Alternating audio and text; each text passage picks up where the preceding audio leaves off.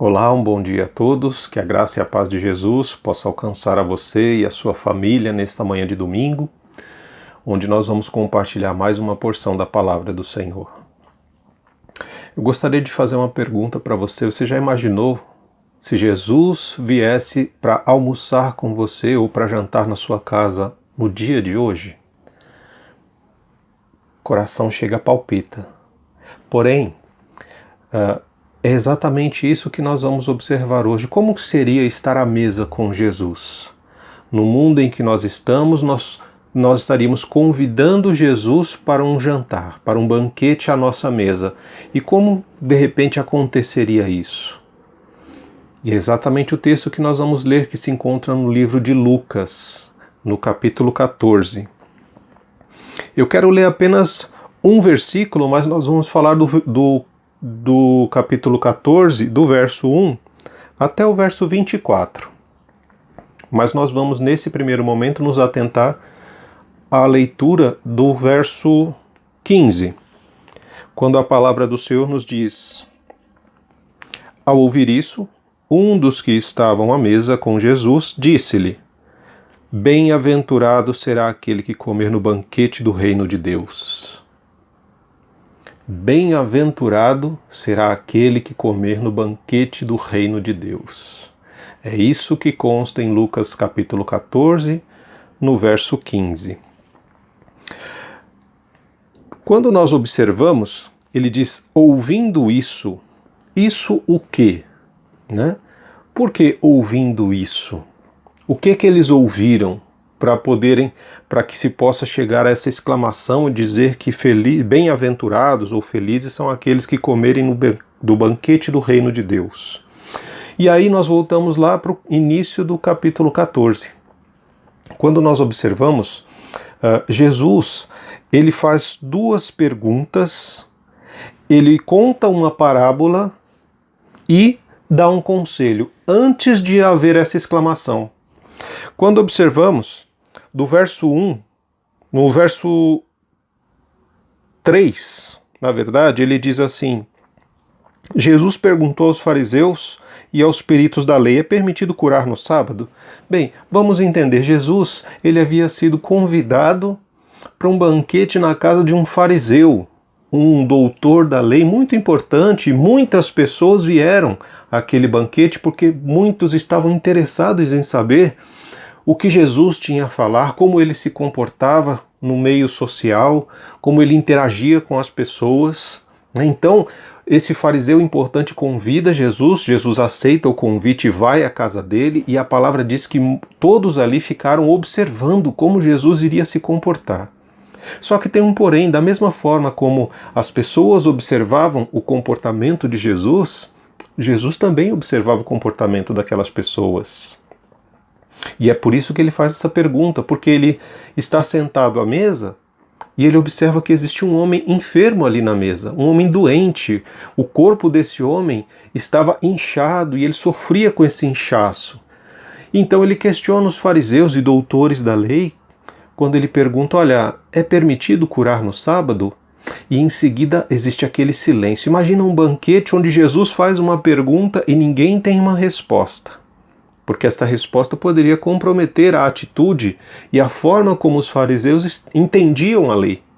Então Jesus, compadecido daquele enfermo, ele vai e cura aquele homem exatamente no sábado, onde estava acontecendo aquele banquete.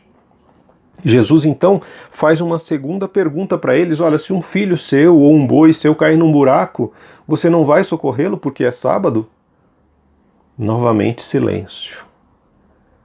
Você já parou para pensar que situação complicada? Jesus era o típico convidado indigesto para a mesa, porque ele não estava interessado em rituais, em cerimoniais, ele estava interessado realmente na forma natural de relacionamento entre as pessoas, naquilo que para as pessoas eram importantes. E nós vemos que o sofrimento, a dor alheia tocava o coração de Jesus e toca até hoje. O fato de Jesus estar à mesa não impede de enxergar aquele enfermo. Porque a mesa é o lugar da intimidade, o lugar onde nós podemos ver a necessidade do outro, a necessidade daqueles que estão ao redor da mesa, compartilhando do alimento. É na mesa que nós vemos se existe falta de alimento ou alimento em excesso.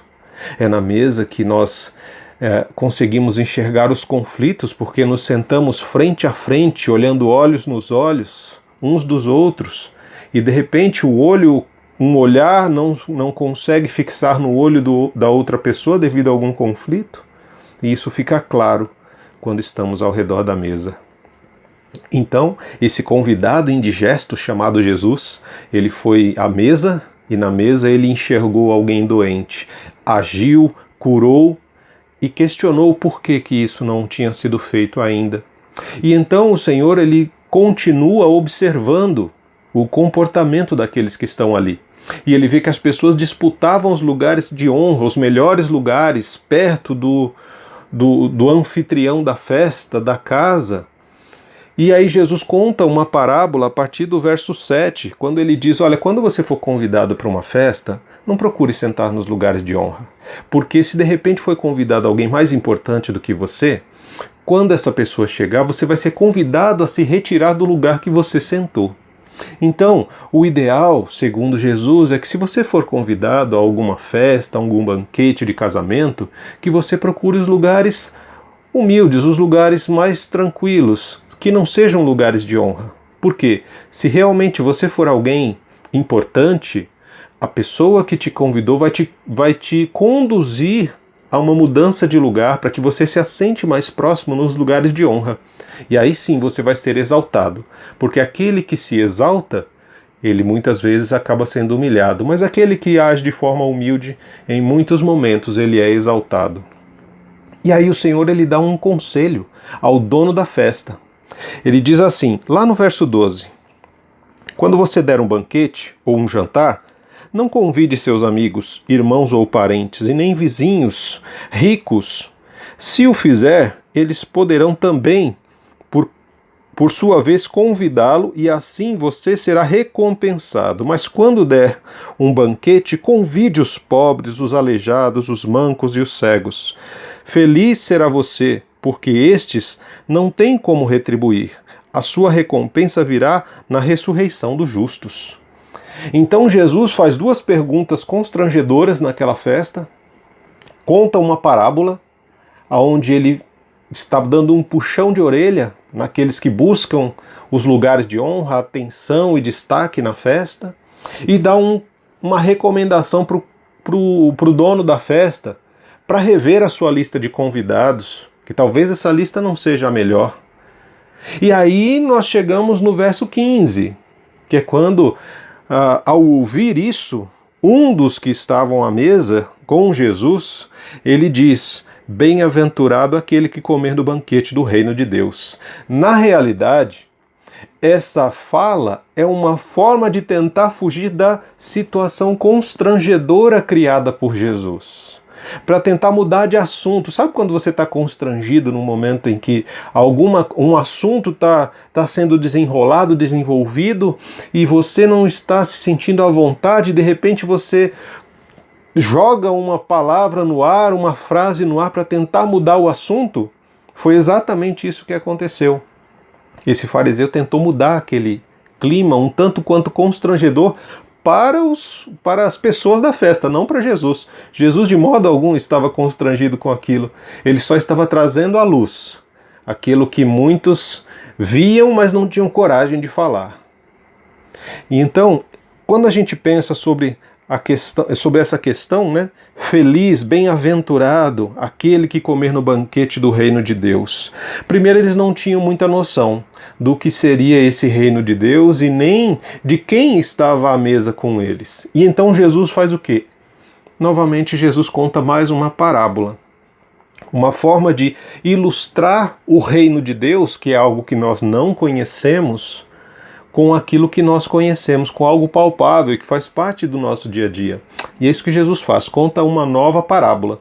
E aí ele vai falar de um rei que fez um grande banquete, convidou muitas pessoas para o seu banquete, e naquela época o que acontecia? Como eles não tinham relógio Então, quando alguém importante fazia um banquete, ele mandava o seu servo à casa das pessoas que seriam convidadas para ver se essas pessoas poderiam comparecer ao banquete.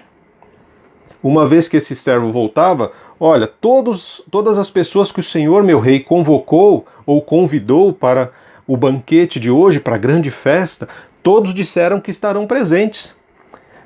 O rei se alegra, o banquete é preparado, e quando o banquete está à mesa, já está pronto para ser degustado e servido aos convidados, ele manda novamente o servo à casa dos convidados para que eles possam vir e compartilhar da mesa, daquele lindo banquete que foi preparado com muito cuidado, com muito amor para ser servido.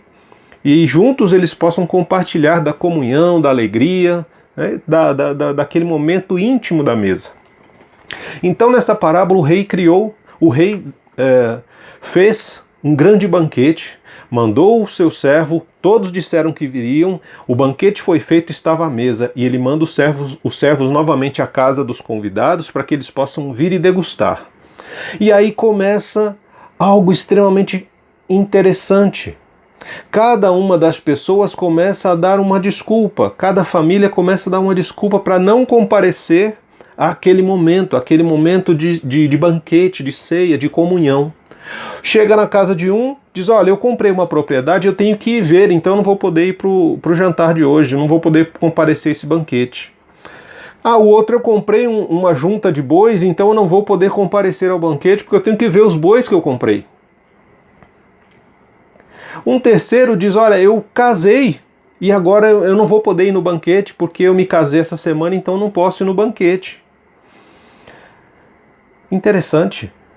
Você já parou para pensar que ninguém compra uma propriedade ou uma junta de bois sem antes analisar, ver, pesquisar? E essas pessoas disseram que porque compraram, agora eles têm que ir ver. Ué, que desculpa esfarrapada.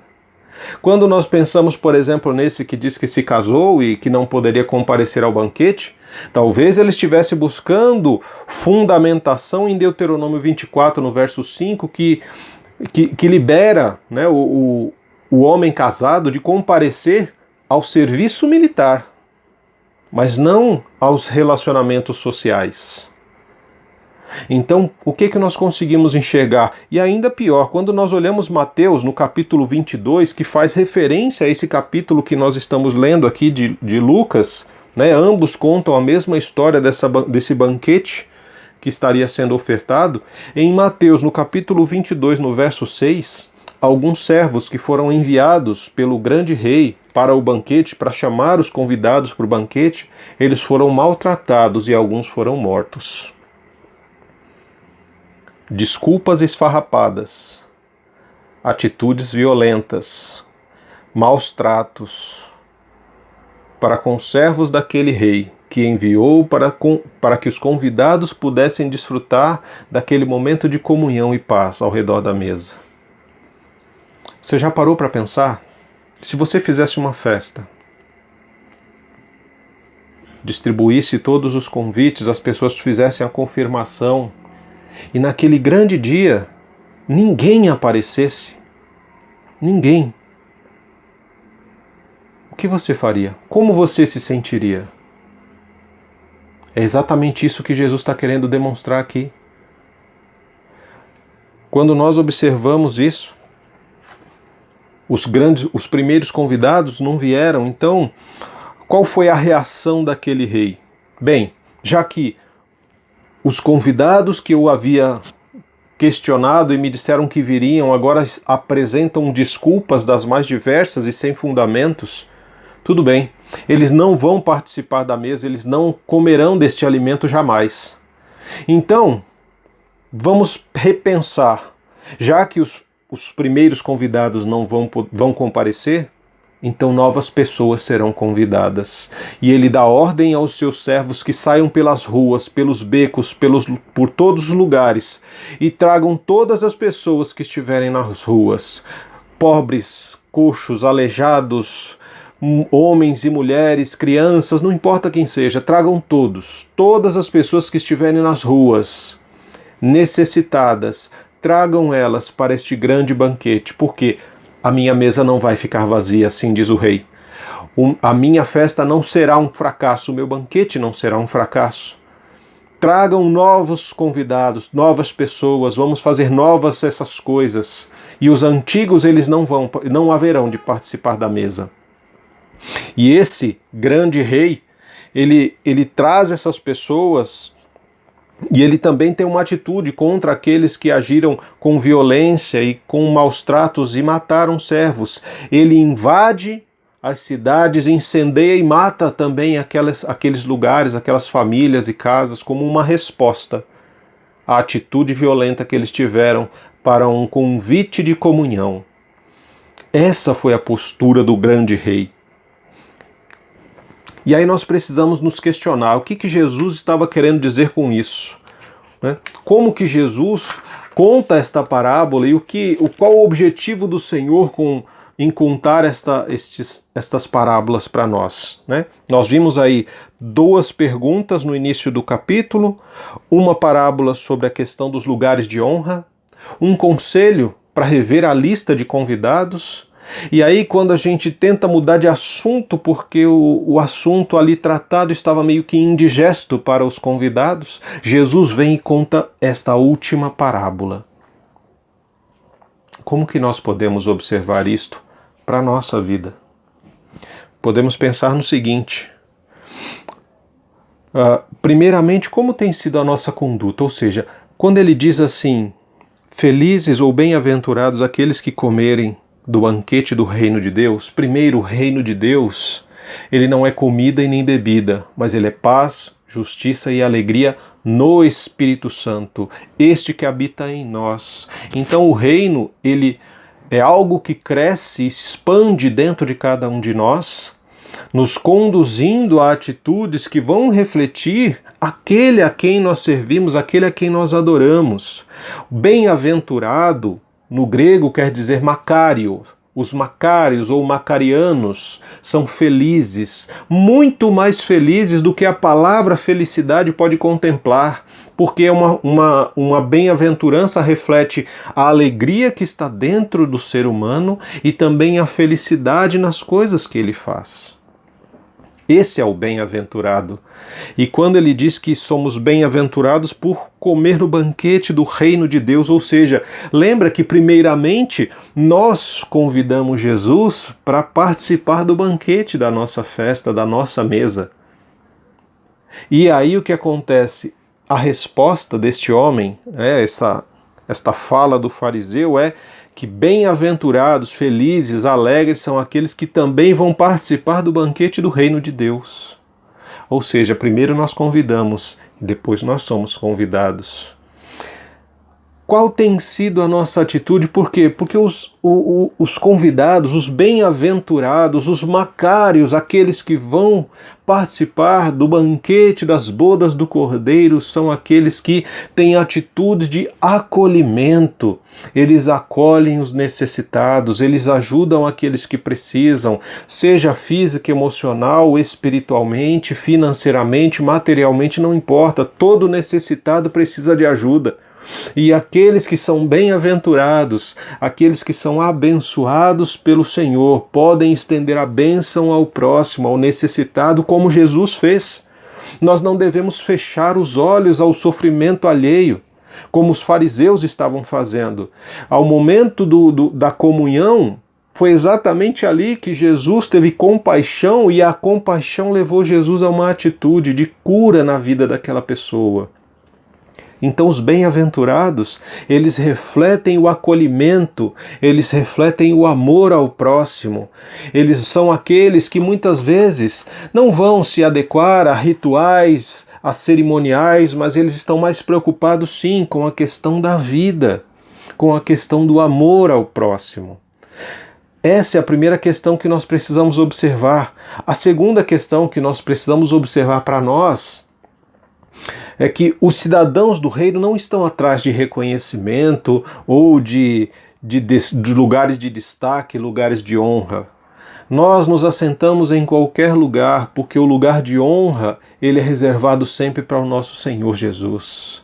É o Senhor Jesus quem tem o lugar de honra na nossa vida como bem-aventurados, como aqueles que são felizes e alegres, como aqueles que são peregrinos neste mundo, que estão a rumo aos lugares celestiais, às moradas celestiais, onde o grande banquete está sendo preparado. Nós precisamos, os bem-aventurados, então, eles são essas pessoas. São essas pessoas que não estão preocupadas em serem destaque ou lugares mais importantes. Não, isso não faz diferença para nós. Os bem-aventurados são aqueles que servem, que estão sempre dispostos a servir. Não importa onde, não importa como. Outra coisa que precisamos entender é que o Senhor, Ele tem uma lista de nomes. Existe uma lista de nomes chamada Livro da Vida.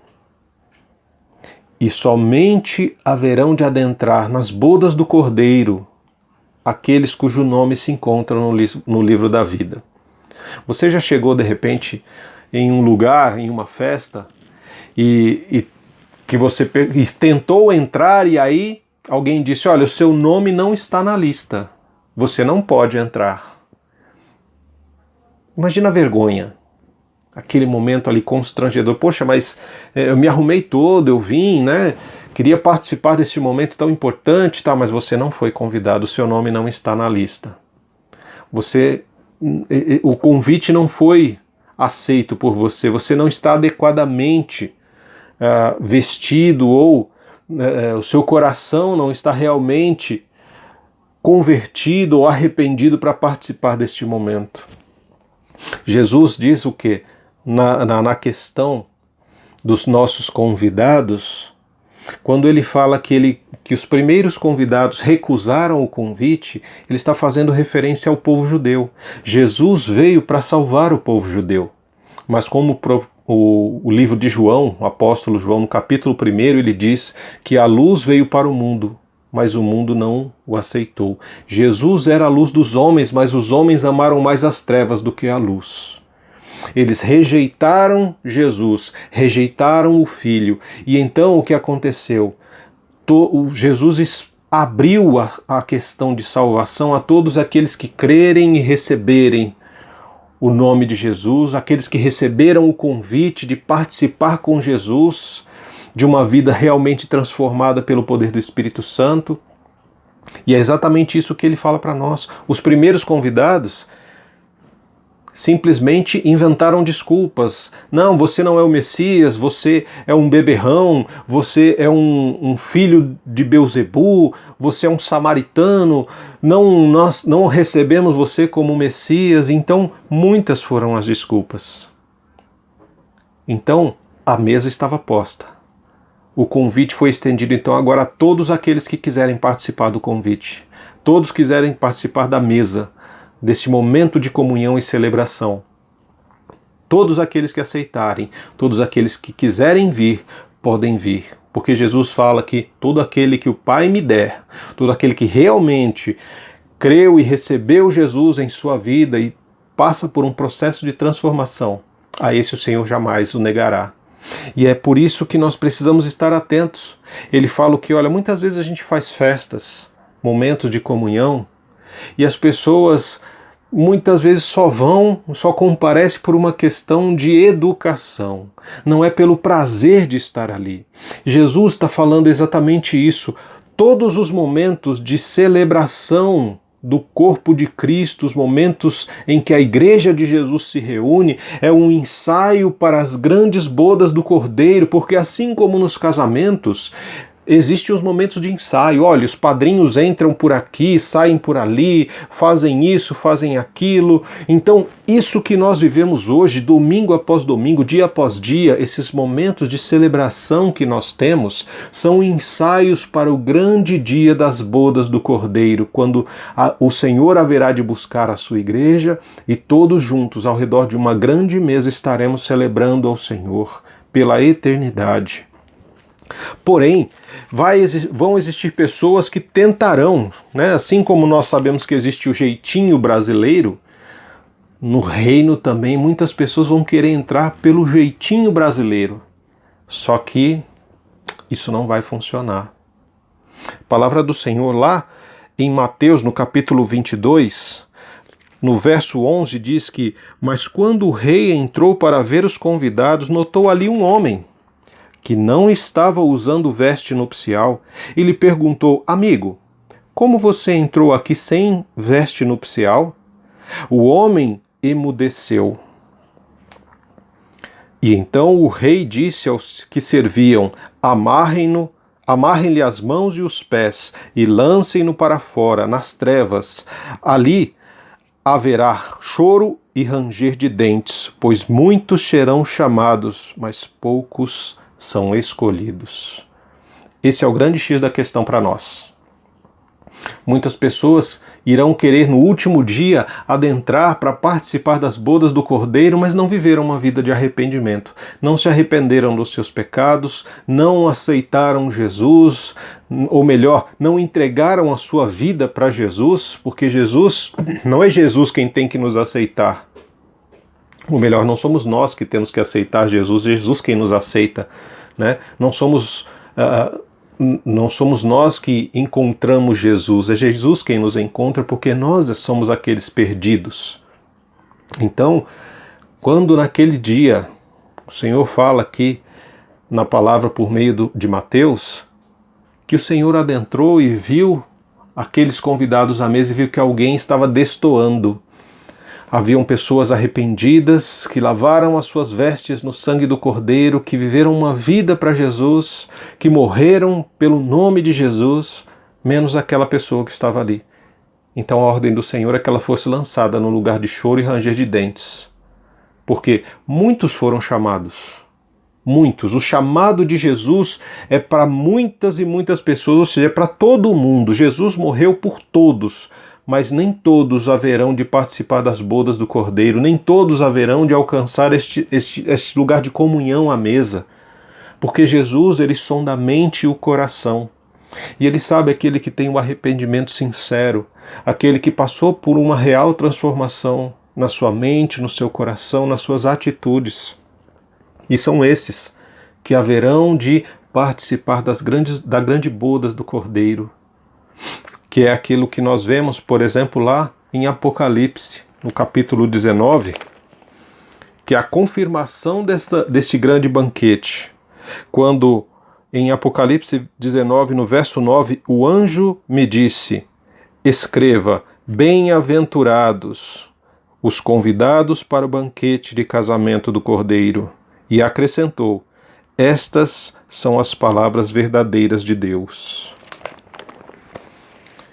Quantas vezes você, meu amigo, minha amiga, meu irmão, inventou desculpas para você mesmo, para não participar do culto hoje, ou na semana que vem, ou numa reunião de oração, ou em alguma programação em que você foi convidado, ou que você previamente já assumiu um compromisso, porque quando nós assumimos um compromisso de viver como corpo de Cristo, nós temos um compromisso com a igreja local, nós temos um compromisso com os nossos irmãos, nós temos um compromisso com o Senhor.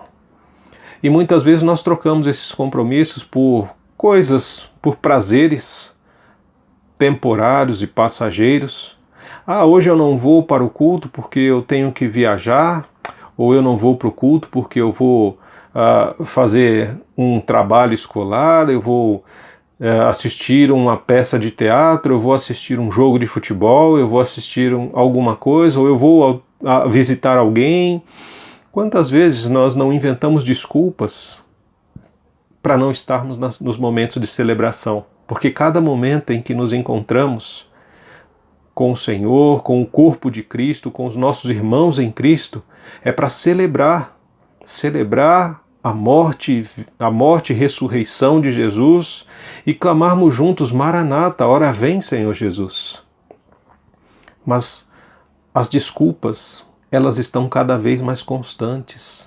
E talvez esse momento em que estamos passando de distanciamento social é para que possamos refletir. Quantas vezes nós inventamos desculpas, e nós somos bons em inventar desculpas para as coisas que nós não queremos. O problema é que vai chegar um momento em que a lista de convidados ela vai ser revelada. E nessa lista só vão ter nomes de pessoas que tiveram um relacionamento real, verdadeiro e transformador com Jesus. E talvez o nome de muitas pessoas que nós conhecemos, talvez até o nosso próprio nome nem esteja nessa lista. Porque em muitos momentos nós preferimos mais as coisas do mundo do que as coisas de Deus. Preferimos mais dar vazão às nossas necessidades do que cumprir os nossos compromissos. Muitas vezes nós vamos à celebração, à comunhão do corpo de Cristo como um sacrifício, quando na realidade deveríamos observar como um grande privilégio, porque é um privilégio, sim, ser convidado para as bodas do Cordeiro. É um privilégio podermos estar na lista que o Senhor faz de convidados e poder dizer sim. Portanto, eu digo para você hoje, se você ouviu a voz do Senhor hoje, se essa palavra falou ao seu coração, não endureça o seu coração. Se você tem inventado desculpas, tem procurado formas e jeitos para não estar com Jesus ou com os irmãos em Cristo ou para não se arrepender dos seus pecados, abra mão disso enquanto ainda é tempo. Porque naquele grande dia, 2 livros serão abertos. O livro contendo a sua história de vida, o que você fez, deixou de fazer, o que você pensou, deixou de pensar, o que você viu ou deixou de ver, as palavras que você falou e as palavras que você não falou. Tudo isso será revelado naquele grande dia, onde também haverá o outro livro, que é o livro da vida. A salvação em Jesus é para aqueles convidados cujo nome se encontra no livro da vida. Vamos orar? Senhor Deus e Pai, em nome de Jesus, nós te agradecemos pela tua palavra que é viva, que é poderosa e que é transformadora. Te agradecemos, Deus, porque podemos refletir, Deus, se hoje o Senhor viesse para compartilhar da mesa conosco, o que será que o Senhor veria nas nossas vidas? Será que o Senhor encontraria fé em nosso coração? Será que o Senhor encontraria em nós pessoas que têm boas atitudes? Será que o Senhor encontraria de repente em nós os bem-aventurados? Pessoas que estão dispostas a acolher sem motivação por trás, pessoas que não buscam os lugares de honra, pessoas que revêem a sua lista de amizades e de convidados para momentos de intimidade. Em nome de Jesus, Pai, que o Teu Espírito Santo nos ajude. Nos ajude a responder sim à Tua palavra, sim ao convite que o Senhor nos faz hoje e todos os dias para momentos de intimidade, para momentos de transformação, onde o Senhor quer transformar a forma como nós pensamos, a forma como nós olhamos o nosso próximo, a forma como nós administramos as nossas afeições, as nossas emoções e transformar as nossas atitudes para que elas venham a refleti-los.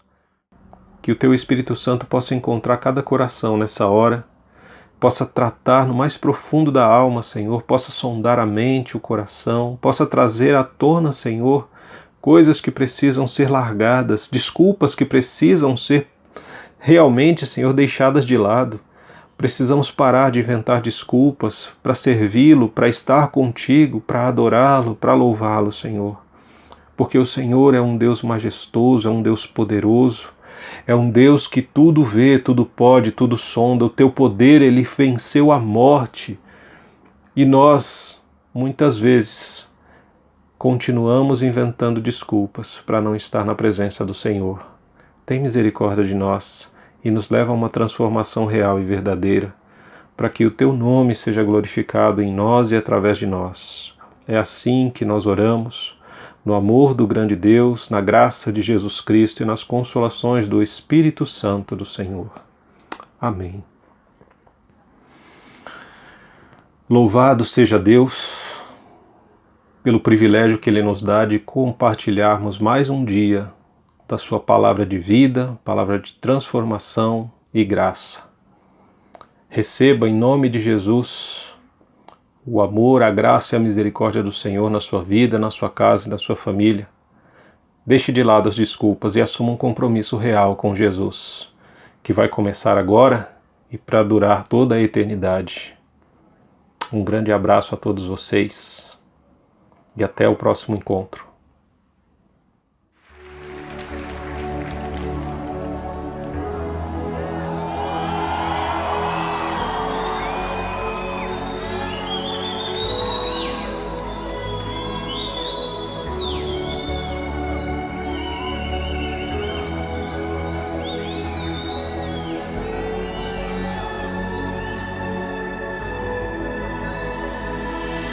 Em intimidade te adorarei, com meus lábios o teu nome exaltarei. Minha vida entreguei em tuas mãos, eis-me aqui.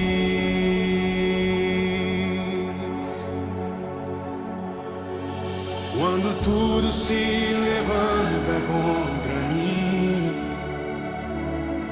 e meus olhos não enxergam teus caminhos, tua destra sempre está a me guiar, guia-me. Levante sua voz, levante suas mãos, declarei. Majestoso, poderoso, és o Deus que tudo vê, o Deus forte, tudo pode, és o que venceu a morte.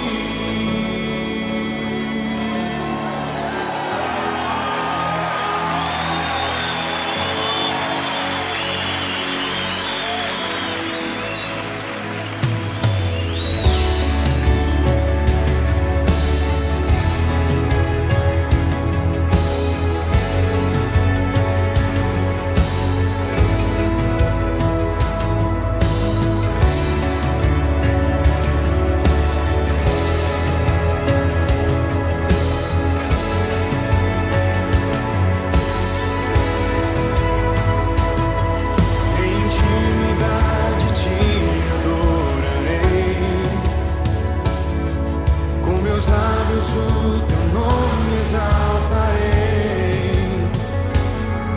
minha vida entreguei em tuas mãos, eis-me aqui.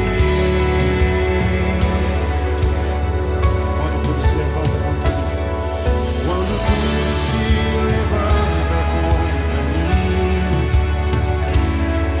e meus olhos não enxergam teus caminhos, tua destra sempre está a me guiar, guia-me, guia-me. Majestoso, poderoso, és o Deus que tudo vê, o Deus forte, tudo pode, és o que venceu a morte. Majestoso, poderoso, és o Deus que tudo vê, o Deus forte, tudo pode, és o que venceu a morte. Majestoso, poderoso, és o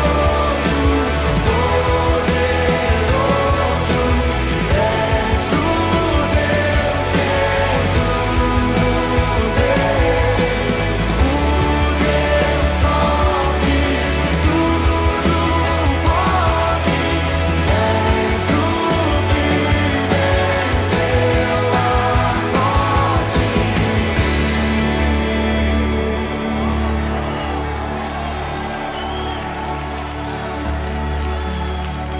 levante sua voz, levante suas mãos a Ele, como o coral declara comigo.